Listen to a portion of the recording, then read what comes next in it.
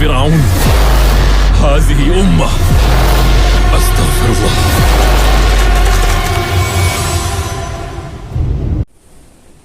Assalamualaikum warahmatullahi wabarakatuh.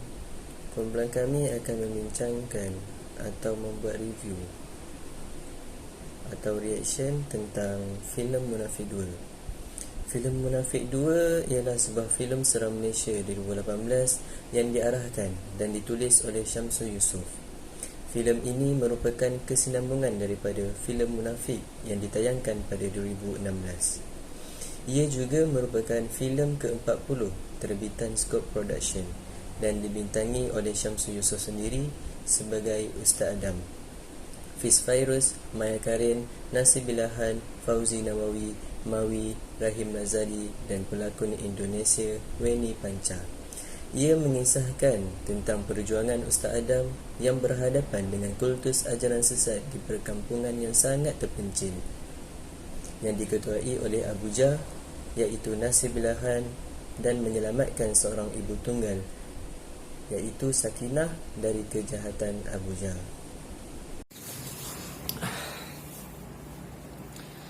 Okey, seterusnya saya akan menceritakan berkenaan dengan watak Nasibilahan ataupun dikenali sebagai Abu Jah. Okey, kita tengok dalam cerita Munafik 2. Okey, siapa Abu Jah ni? Okey, Abu Jah ni adalah, kita tengok memang dalam watak dia memang jahat. Okey, saya perkenalkan Abu Jah ni adalah seorang bekas suami Sakinah, dan dia juga telah mengamalkan membawa ajaran sesat, dan dia juga mengamalkan ilmu hitam. Okey, so kita tengok dalam cerita tu Abu Jah memang tak lepas dengan ilmu hitam, dan kita tengok dia punya ajaran pun sangat-sangat baik, terpesong jauh. Okey, dan lepas tu Abu Jah ni kita tengok menggunakan ilmu hitam yang dia ada, sihir ataupun dia menggunakan sihir dan jin lah. Okey, untuk menghancurkan siapa yang tak nak ikut dengan dia. Kita tengok siapa yang menentang dia, siapa yang kita tengok siapa orang yang beriman lah, orang-orang yang beriman seperti Sakinah. Kita tengok orang-orang yang menentang dia tu, kita tengok macam mana dia punya keperitan hidup dia apabila dia menentang Abu Jah lah.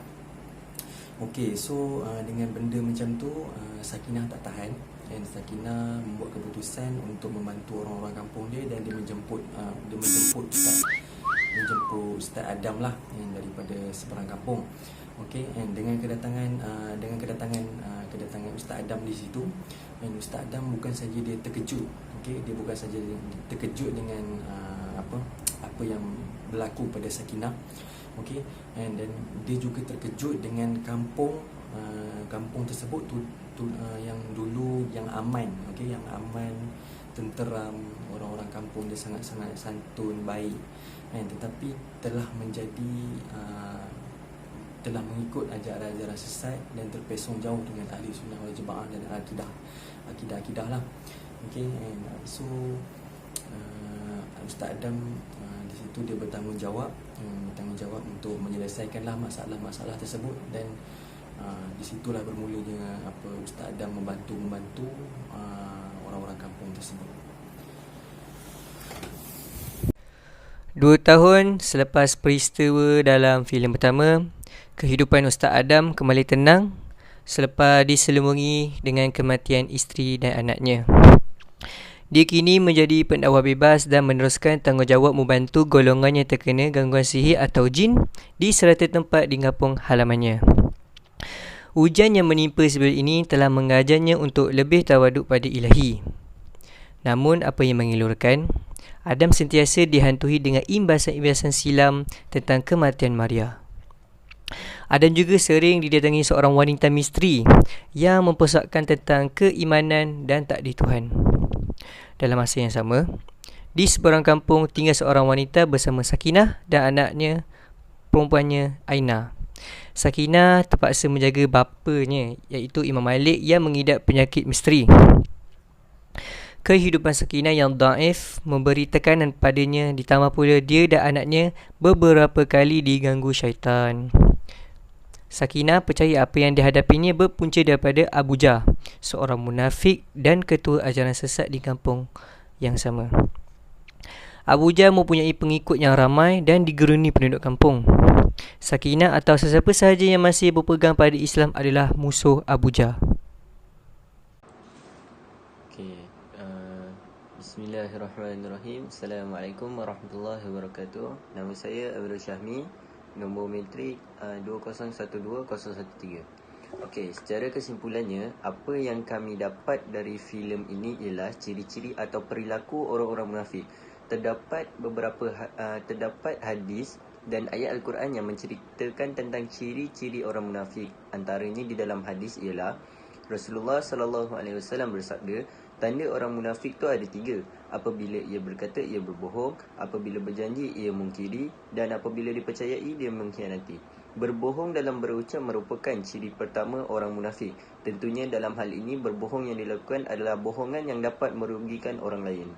Contohnya, Abu Jahl yang memperdaya orang-orang kampung dengan ajaran sesatnya supaya dia dapat menutup perbuatan terkutuknya itu dari pandangan orang kampung serta menambah pengikut-pengikutnya.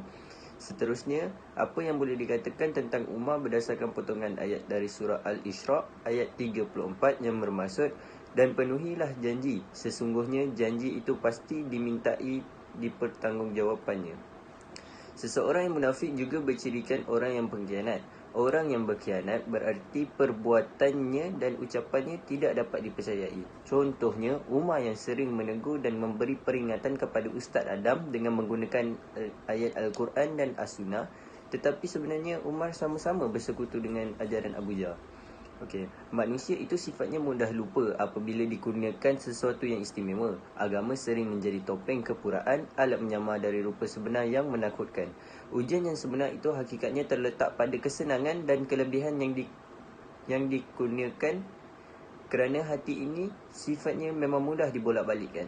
Sebentar rasa seperti orang yang alim, sesaat kemudian bertukar menjadi yang zalim ataupun munafik. Sekian saja daripada kami.